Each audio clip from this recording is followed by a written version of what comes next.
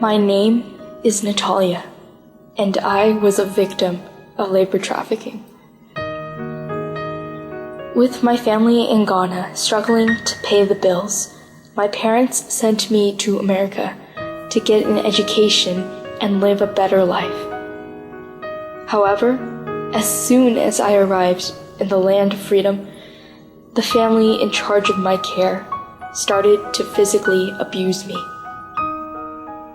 Over the next 6 years, I was forced to clean the house, wash clothes, cook, and care for their 3 children, often working 18 hours a day while receiving no form of payment. I was never allowed to enroll in school as the family had promised, go outside, or even use the phone.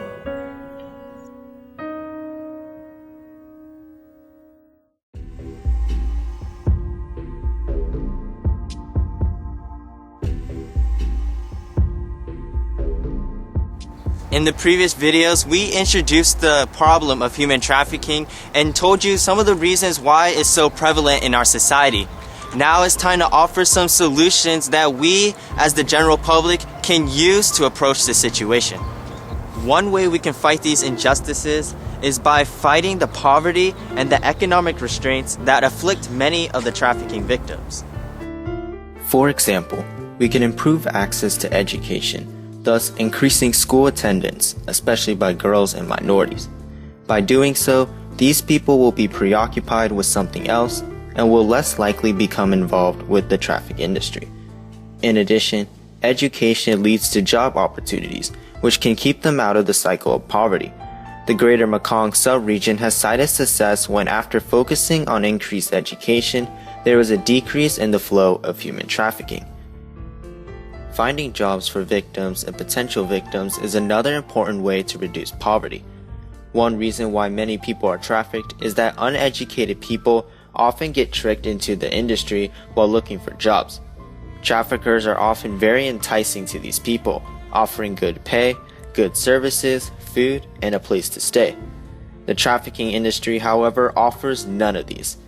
To help people avoid this situation, skills training is necessary so they have access to better employment opportunities, not only for the uneducated, but also for survivors. These solutions are currently being put to work in skills training programs, such as AFE-SIP Cambodia and Somali Man Beauty Salon. AFE-SIP Cambodia offers beauty training, which enables survivors to generate income and escape the vulnerabilities that lead to exploitation and abuse. The Somali Man Beauty Salon provides survivors with courses involved with beauty and cosmetics, customer service, and small business management. The realization to end the cycle of poverty and provide economic opportunities to both potential victims and survivors has inspired the founding of many organizations that are the foundation to defeat the industry of human trafficking. One of these organizations is Not for Sale.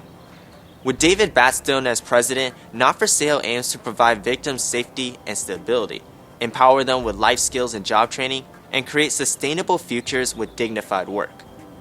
Currently, Not for Sale is planning to launch a program called Reinvent Bay Area. They aim to disrupt the cycles of trafficking by connecting with at-risk youth and survivors directly with relevant job opportunities. Not for Sale values the safety of individuals and partners with Bay Area service providers to provide stability in their lives. Local case managers help Not for Sale identify low-income youth between the ages of 18 and 25 who are either affected by trafficking or are at high risk to exposure and need support in finding a job. There are also many aftercare programs that focus on the needs of these individuals. In addition, Not for Sale has a 4-week program of job readiness training, where survivors and at-risk youth can develop skills in seeking employment, building a resume, professional networking, application writing, interviewing, and budgeting. Not for Sale has a unique business model that is able to create new employment and internship opportunities with trafficking victims, even if they are underskilled. They work with a network of local entrepreneurs, and they hope to inspire Bay Area business leaders to create opportunities for Not for Sale's trained graduates. Not For Sale aims to create a new model for doing business, and they want to share their methods as they develop over time. Another organization dedicated to fighting human trafficking is the Polaris Project. This group does countless things such as work with government leaders to protect the rights of trafficking victims, form partnerships with technology corporations around the world, and report and eliminate trafficking networks. The organization tells us that they put the victims at the center of everything they do, and they strive towards restoring people's freedom and preventing more victims of trafficking. The Polaris Project operates the National Human Trafficking Resource Center, a national toll-free hotline that is available to answer calls from anywhere in the United States 24 hours a day, 7 days a week, every day of the year. They can answer in more than 200 languages, and you can call to report a tip, find anti-trafficking services in your local area, request training assistance, and ask about general information. Lastly, the Polaris Project focuses on the victim by offering them individual therapy and providing them with a case manager. A case manager is a person who helps support the victim in their needs and goals, and helps them create a plan that meets these needs. Case managers help clients find food and clothing, obtain government benefits, receive healthcare services, attend classes, and even help support them during criminal justice proceedings against a trafficker. Empowerment and life skills workshops are held weekly, and currently there are drop-in centers in Washington, D.C. and New Jersey where clients can stop by to use resources such as phones and computers, find some food to eat, interact with others, or even just rest. Not For Sale, Three Strands Global, and the Polaris Project are all examples of national and international organizations combating human trafficking. There are also several local groups here in the Bay Area, with one being the San Jose Diocese Catholic Network to End Human Trafficking. So Bishop P.J. McGraw and Bishop Richard Garcia formed the Catholic Network to End Human Trafficking in 2012. And since then, I have taken over chairing the network along with Sister Gloria Loya from the Diocese of Monterey. And the both of us have been collaborating together to work in our local diocese in regards to engaging the community more effectively in hoping to end human trafficking and bring awareness about this issue in our communities.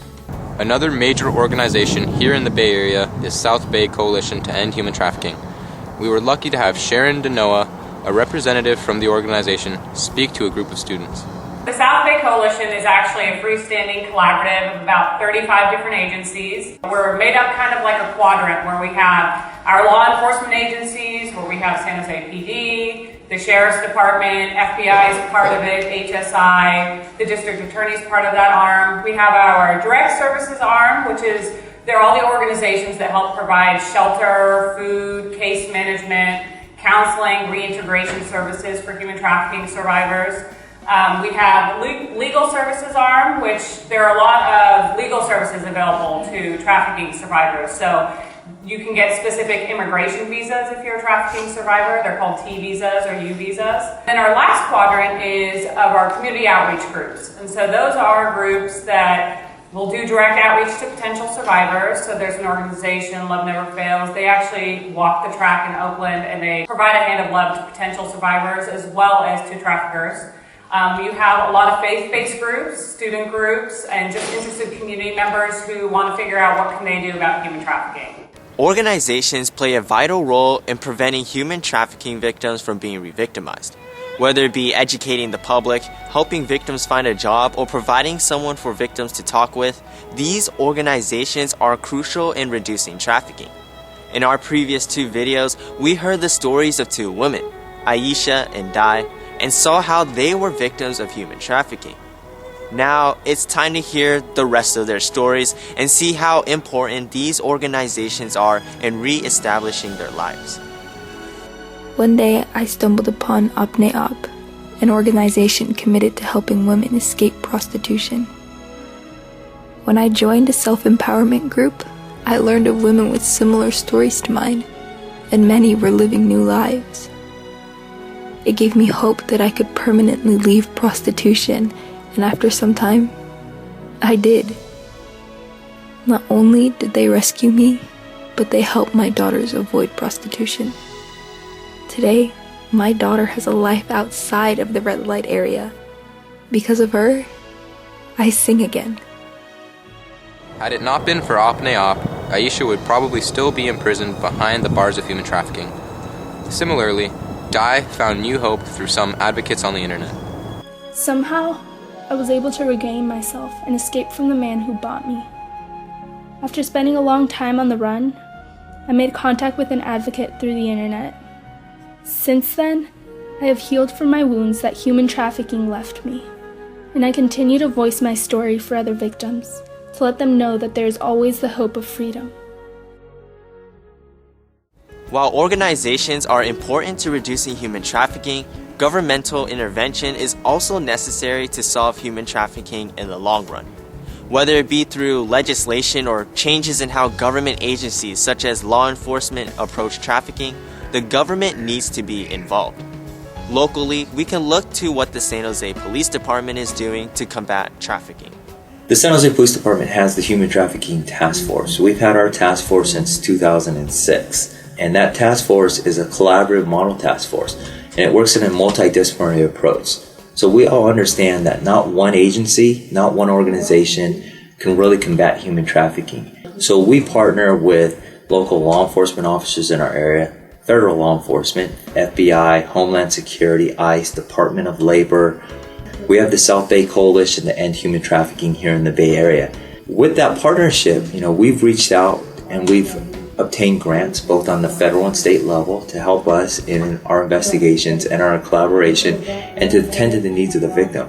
Human trafficking is a victim-centered crime, which is a little different, where we work closely to tend to the needs of the victim. Our main priority is stabilizing that victim, getting that victim back on their feet, and then at that point gain that trust, respect. So hopefully we can complete our investigation and apprehend the suspect so he can't go reoffend other people. In fact, it was the federal government that actually began the long battle against human trafficking, first with the Trafficking Victim Protection Act in 2000. On the state level, California created the California Penal Code 236.1, which defined what human trafficking was. I think California's taken some very proactive steps, from the new mayor up in Oakland, Libby Schaaf, the former mayor of San Francisco, Gavin Newsom. We're looking at initiatives here in San Jose, and these leaders, I think, are all orchestrating together in really, really proactive ways to minimize the impact of trafficking here in the Bay Area. As a state, there's some really, really good laws that are being passed. Initiatives to create workers' rights, laborers' rights on farm fields. I think you're seeing initiatives with farmers standing behind this. I don't think it's any fault of the farmer who simply looks at an individual and says, if you want work, I'm here to give you work, not knowing if that person is being trafficked into their fields or not. Now that we can see how the government and organizations can get involved, you're probably asking yourself, what can I, as an average citizen, do to help this problem? Actually, as the general public, we play a huge role in stopping trafficking. There are, in fact, many ways to support the cause. Become aware of it was the first step. Serious efforts to respect human dignity, general respect for human life, and understanding that it's something that really needs to be stopped. And when they see something that doesn't look right, maybe report it. Focusing more money on sectors of law enforcement that specialize in trafficking, and first and foremost, helping the people with less money who are trafficked to come out of that cycle of poverty.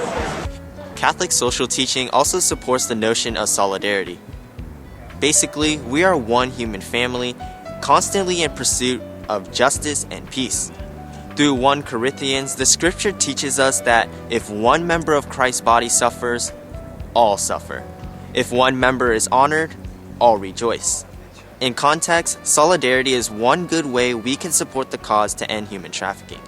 I think the main thing that we could do personally, on a personal level, is to always be in solidarity with all the victims of human trafficking, which for us sometimes means to keep them in prayer, to always keep them in our thoughts and in our minds, so that this doesn't become an issue that soon transforms into the dormant stage or goes back into the shadows where nobody sees it. But rather, we can as a community keep it in the light, keep a light on this issue of human trafficking, and so personally we can do whatever we decide to do. As an individual, building awareness and educating oneself about the issues is probably the biggest step one can take towards reducing this worldwide problem. A lot of people don't really realize or understand what human trafficking is. A lot of people see what they see on TV shows, maybe in the movie, maybe in the news, where it's all about maybe just commercial sexual exploitation. They don't look at the labor aspect of it. And a lot of people kind of ignore what's going on around them or think someone else is going to call. What I want the general public to do is become educated on what human trafficking is. And when you see something suspicious that you think may be related to human trafficking, make that phone call. Sergeant Kyle Oki also points out that young teenagers and adults are those people who can really help point out to agencies where trafficking occurs. You guys see and hear things that we don't hear about in law enforcement. We had a situation in San Jose with an underground strip club.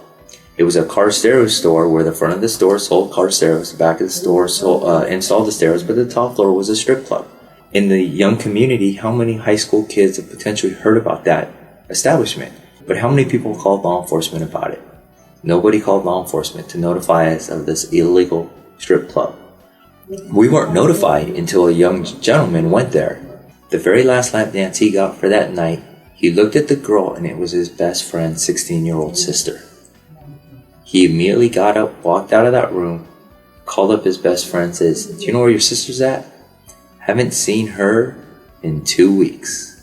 Could we have stopped that earlier if the community took action and called the police and let us know of this illegal establishment? You might be wondering, what are some ways I can detect human trafficking? Is there some kind of checklist or something? The San Jose Human Trafficking Task Force provides little cards with all the information one may need, including the red flags of trafficking. Essentially, you are looking for someone who is lacking any kind of control or choice in the decisions that they're making. If you're looking at online ads, if you see pictures of a girl who looks underage, that's a red flag. There are groups that try cross-referencing that picture to see, is this girl on Facebook? Are there statements made that indicate she might be in a trafficking situation? There's a lot of groups that do awareness building in schools where if you notice one of your classmates is becoming more despondent or they're relying on an adult figure who's not their family member a lot more. For labor trafficking, you might, again, noticing like with the fruit vendors. So small indications may be this guy gets dropped off at the same time, gets dropped off in the morning, gets picked up in the evening, he has no choice about leaving. If he's monolingual, then that kind of isolates him as well. If he looks malnourished. So what can we do as a Catholic Jesuit high school in Silicon Valley? Here at Bellarmine College Preparatory, we realize that awareness is a big part in addressing the issue of human trafficking. With human trafficking as the Justice Summit topic for 2014 to 2015, we heard stories from several individuals such as Savannah Sanders, a human trafficking survivor from Arizona, Michelle Chikwanine, who was trafficked into being a child soldier, and David Batstone, founder of Not For Sale. We also spent a day attending various breakout sessions where we learned more about human trafficking from teachers and other speakers who have dealt with trafficking firsthand. I and my fellow classmates also realized the importance of awareness, and we decided to take our efforts to the next level.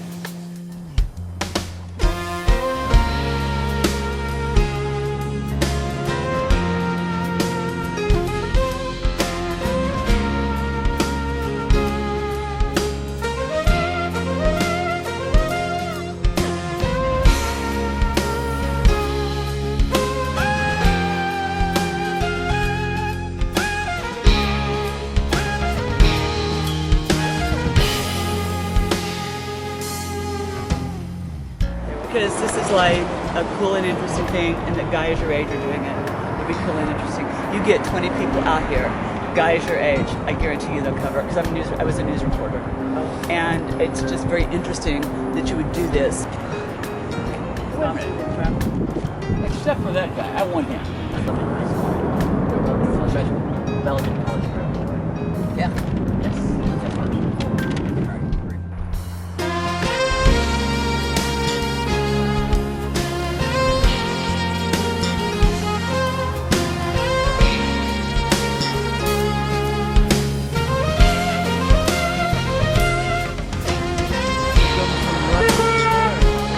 Yes, stop human trafficking.